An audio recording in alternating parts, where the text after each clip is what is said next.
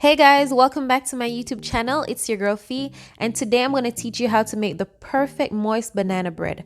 But before we get into that, don't forget to hit that subscribe button and be a part of my family. And also like this video and share it as well.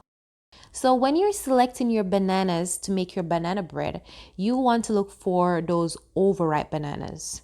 The riper the banana is, the better it is for your banana bread, because the starch in the banana is transformed into sugar. So it's going to make your banana bread sweet.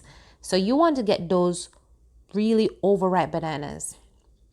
So in my banana bread, I'm going to add nuts, and that's very much optional. You don't have to use nuts in yours. You can use raisin, you can use nothing at all, but I would like to use some nuts in mine. Now you want to go ahead and mash your bananas, and you can use a fork to do this, or you can use a potato masher like myself, or you can even use your mixer. But you want to make it be as soft as possible, or if you like little chunks that is of bananas in your banana bread, then you don't have to mash it all the way. So I'm going to cream my butter and my sugar together, and you want to make sure that your butter is at room temp. And what I'm using is half cup of brown sugar and half cup of granulated sugar. You don't have to do that. You can just use 1 cup of either of them, but I wanted to have that really nice flavor from the brown sugar, so I add half of each.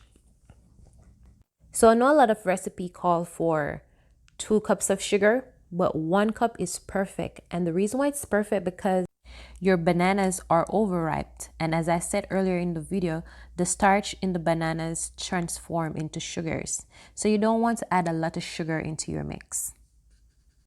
I'm going to mix in my cream butter and my sugar into my mashed bananas, and I'm just going to do that until everything combines together.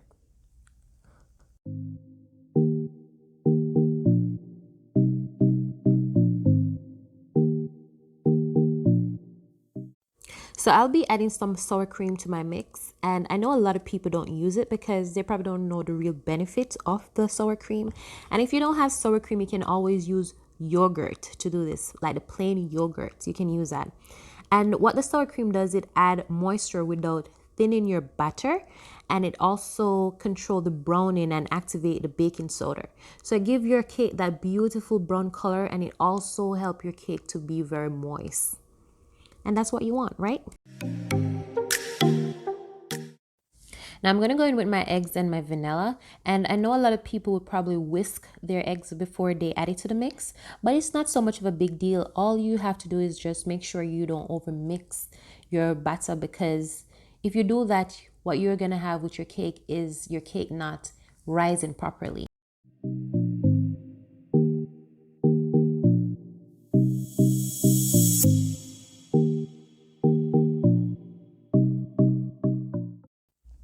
So I'm mixing all my dry ingredients together, and I normally use walnuts when I'm making my banana bread, but I didn't have any at home, so I went ahead and I used the regular peanuts, and they actually came out really good. But walnuts give your banana bread that really nice flavor. That's the best nuts to use. So if you're ever gonna use nuts in your banana bread, use some walnuts.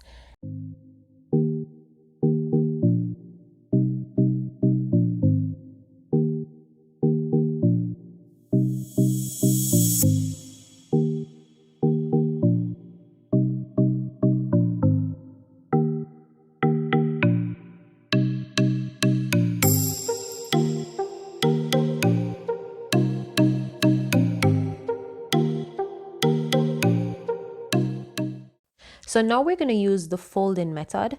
And the word folding is actually a term used to describe the process of combining ingredients together gently without stirring, beating, or agitating the mixture. And you normally use this when you're using 2 or more ingredients after whipping or whisking. The aim is to incorporate ingredients without causing deflation. So you want to make sure that you add your dry ingredients into your wet ingredients. If not, you will have pocket holes, and that's the importance of folding and cutting. So you will get rid of those holes, those air bubbles, and also it will allow your cake to rise in the oven and bake properly. So you want to know that as you start to incorporate the dry ingredients into the wet ingredients, the gluten start to develop, and you don't want to overwork your gluten, because if you do, your cake is going to become tough and you don't want that.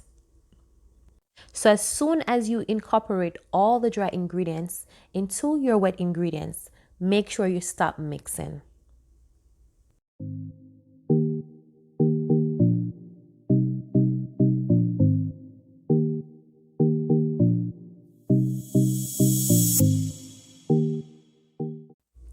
So I went ahead and I preheat the oven to 350 Fahrenheit, and I also prepared my cake pans.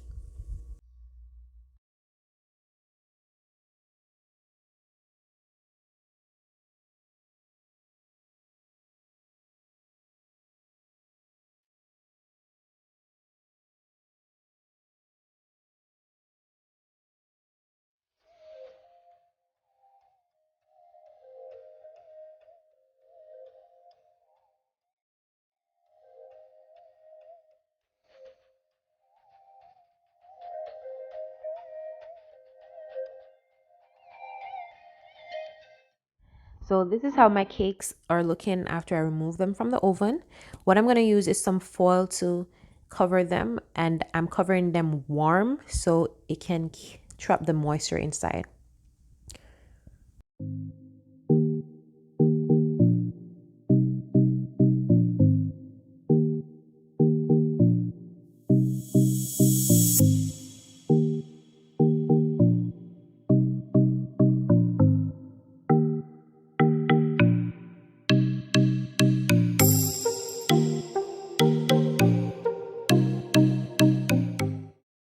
Guys, this cake is so soft and moist, and look how easy it was to cut inside of it.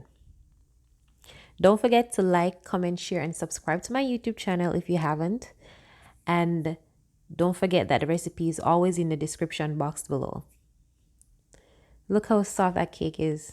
Yo, it's so moist. And it was a good choice using 1 cup of sugar. Let him tell you, man, the perfect taste. It is just so perfect. It's not too sweet.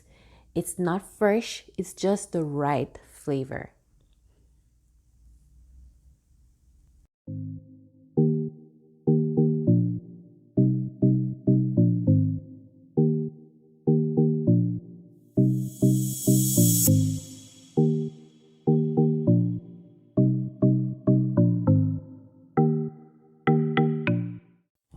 To decorate my tray, I went in with some vanilla ice cream and some berries.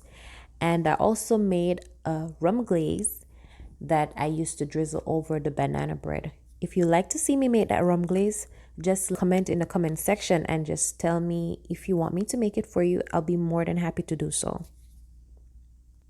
So you know, vanilla ice cream and banana bread is a perfect little slice of heaven on a plate.